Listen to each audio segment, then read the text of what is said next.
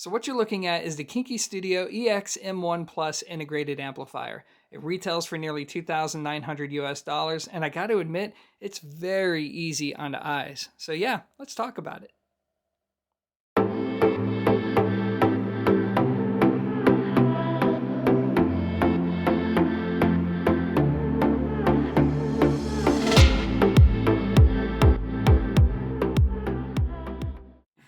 All right, so here it is. And you know what, guys? Let's just go ahead and get the elephant out of the room. What's up with this name, Kinki Studio? Well, when I asked a global distributor, I was told that it's actually the name of the designer's wife. So much for all the kinky jokes that I planned throughout this video. Anyways, what you're looking at here is going to be a very straightforward piece. I mean, this is a purist audiophile solution. There's nothing built into it as far as features are concerned. So there's no tone controllers, there's no DAC, no phono stage, no built-in Bluetooth streaming. Instead, every dollar and cent goes towards the chassis and a component that makes for a good listening experience. But you do get this nice metal remote for those of you who are too lazy to get up to turn these big metal knobs. Speaking of which, what we're going to do is we're going to turn the unit on. You have to hold down the power button for a few seconds. Wait for it. And there you go. On our left here, we're going to have the input selector. And then over here, we're going to have our volume control. Now, this is going to be an R2R volume control. And there's going to be a few benefits to that over your cliched potentiometer. Number one, you're going to get better channel separation. You're also going to get lower noise. And overall, you're just going to get better reliability through time, assuming the resistors used are of high quality. Anyways, guys, that's it for the front of the unit. Now let's take a look at the back. Man, even the back of this unit looks nice. And what I like so much about it is the clean, logical layout, starting with the speaker terminals that are on either side of the integrated amp. And this is to help make sure that your speaker cables don't cross with any of the other wires that you have hooked up to it. That's a nice touch. On top here, we have 3 RCA inputs that use very high quality RCAs. I believe these are from Vampire, but I could be wrong. We also have our balanced inputs, and what makes the plus is going to be on the bottom here. So not only do we have a variable pre-out, but we also have a home theater bypass option. So really cool stuff here. This is going to be our IEC plug for the power cord, great central location. And then we have our gain switch over here. You can switch between high and low. And what may be my favorite part of the back here is Kinki Studio, we come from China. So this unit is designed and proudly made in China, and I absolutely love that. So now, let's take a look on the inside. All right, so I'm going to go handheld for this section, and what can I say, everyone? This is what a high-quality integrated amplifier should look like. So what you're looking at is going to be a Class AB design that'll output 215 watts into 8 ohms and 350 watts into 4 ohms. And it's going to be a dual mono design. In fact, the only thing keeping this integrated amp from being true dual mono is the fact that the preamp that's active actually uses power from the supplies here. But otherwise, the output section is true dual mono. We have 2 300-volt transformers. We have our transformers here for the input section. And this is just impressively well made. Here, this looks like this is going to be our R2R volume control. We do have some op amps here, which I know are going to frustrate some people, but whatever, it's not a big deal, especially since they're on clips. So if you're the kind of person that likes to change out op amps, you can do so with ease. Over here, we have our beautiful, thick metal heat sinks. It's going to be our transistors. This is going to be our filter capacitance here. There's not a whole lot of capacitance. I believe it's like 6,000 microfarads, but I know that's not really the emphasis with this circuit. But overall, this is very well made, very impressive looking. So now let's talk about how it sounds.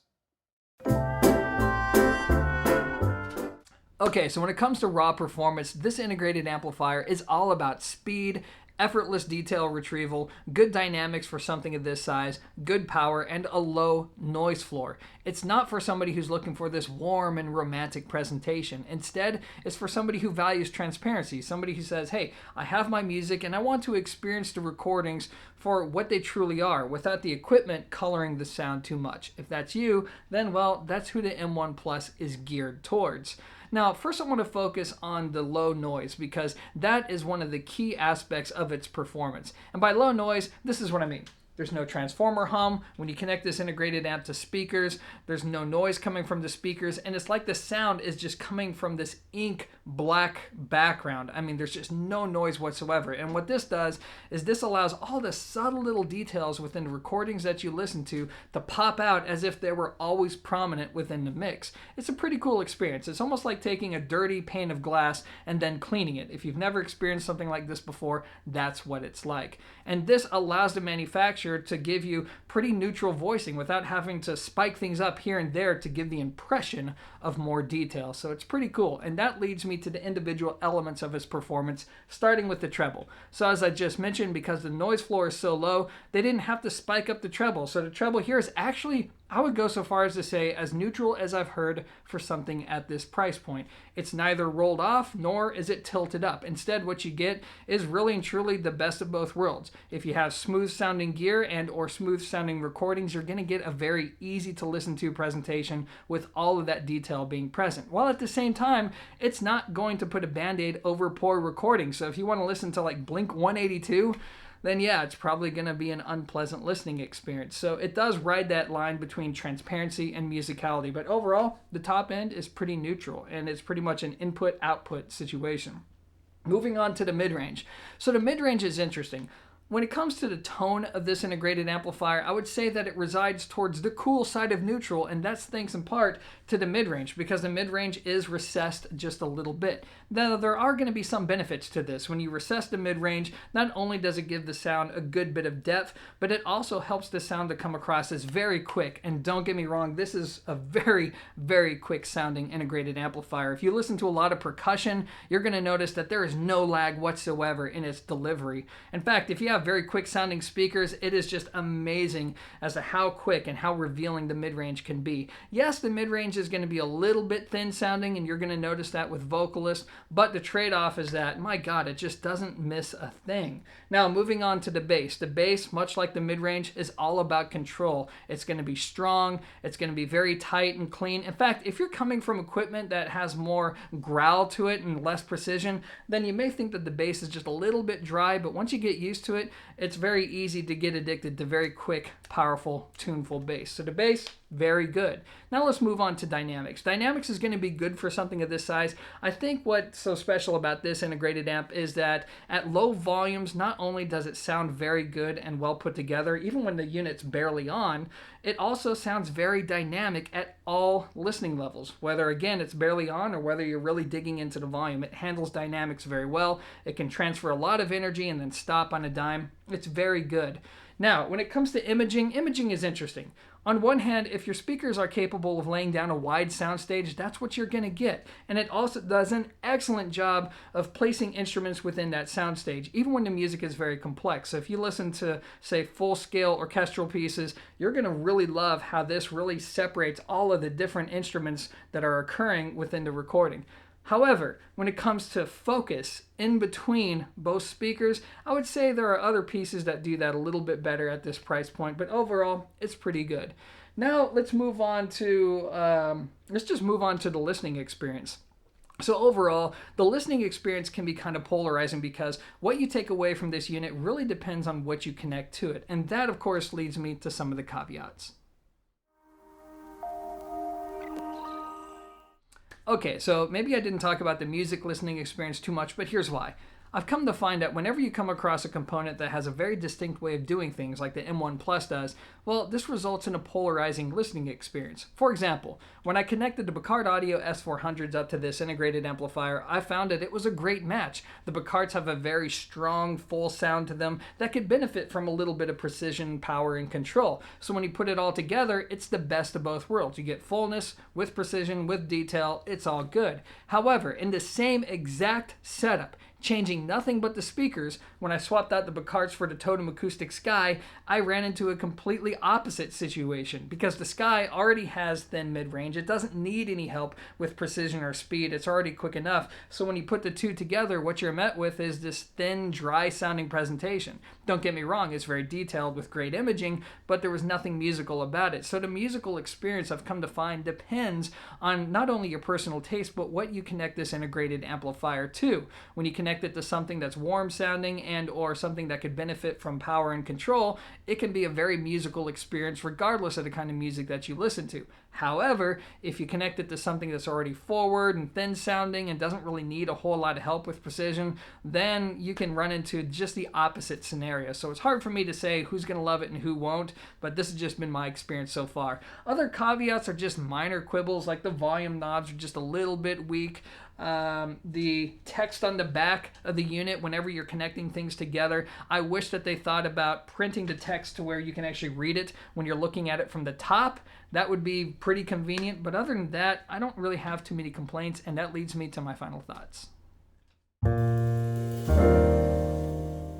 So if you can get past the cadence of the manufacturer's name, I think there's a lot to like about this integrated amplifier. I mean, it looks good, it's well built, plus it has the kind of sound that a lot of enthusiasts are looking for. Because let's face it, what audiophile doesn't like transparency and good detail and speed and precision, good power, dynamics, treble that's neither too forward or too laid back? Throw in good imaging, and it's easy to understand why so many people who've heard this integrated amp end up really enjoying it. Now, what I want to do is I'm going to end this video on an entirely subjective note. Now, this is something that I haven't really done before, at least not to this extent. And what I'm going to do is I'm going to give you all my raw subjective opinion on this integrated amplifier. If you like this section and you want to see more of this in future videos, just let me know down in the comment section. But anyways, here's what I really think.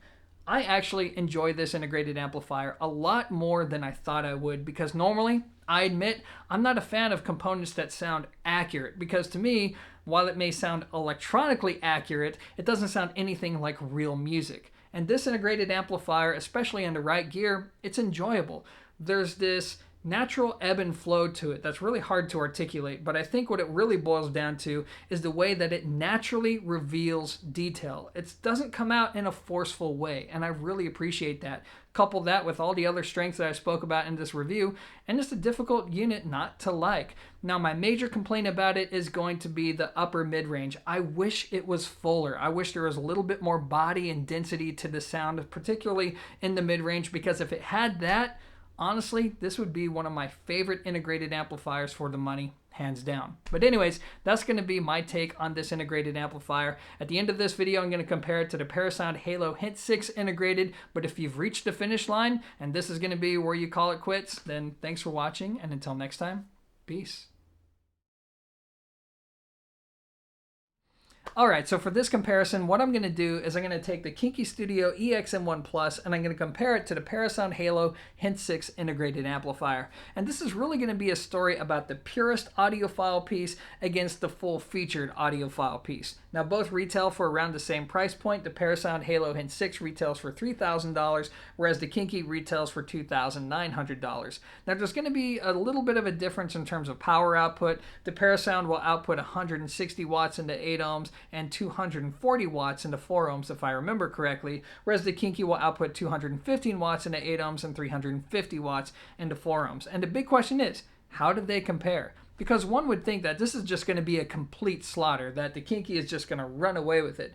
And in some respects, it does take the easy W. It just depends on what you're after. For example, if you're after transparency and effortless detail, if you're after big imaging, big dynamics, and this sense of effortless power, at least with something this size, then yeah, you know what? The Kinki is definitely on another plateau. This is where having that purest piece, having your money going towards the components that make for good sound, this is where there's a huge advantage. Because it really does feel like this piece digs a lot deeper into the recording and extracts information that the Hint 6 doesn't quite do.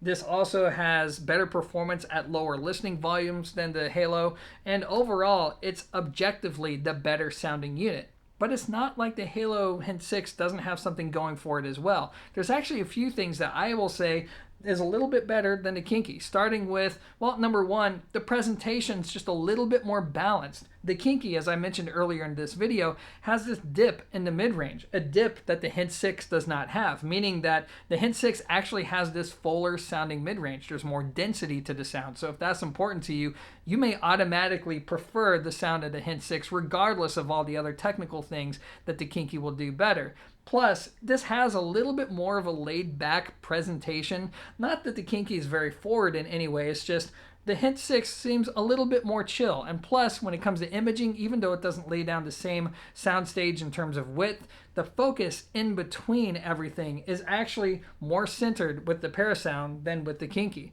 So it just depends on what you're looking for. The Hit 6 is going to be a little bit more easygoing, whereas the Kinki is going to give you more of that audiophile experience, and it just depends on what you want. There is no right or wrong choice, it's just matching it with an accordance to your taste and the gear that you plan on running. Anyways, guys, that's going to be it for now. As always, thanks for watching, and for real this time, peace.